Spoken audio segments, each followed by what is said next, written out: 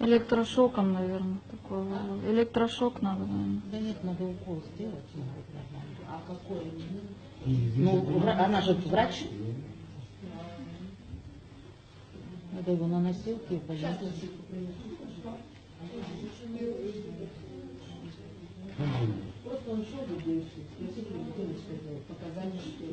Бедный. С 9 часов он стоит. Уже плохо ему.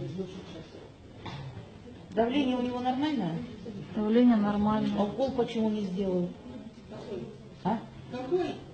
Давление нормально. Нормально? Да это стопор, говорю же.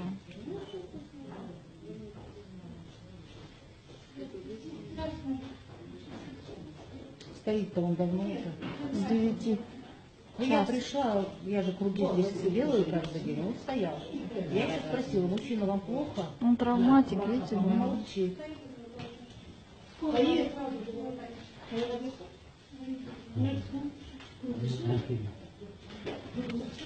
Надо водичкой ему голову помочь. Сейчас его это...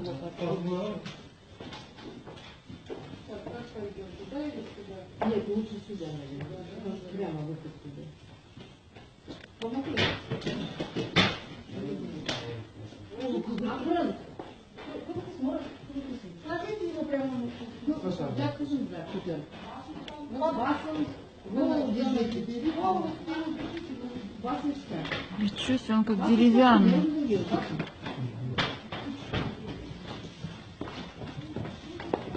Опять для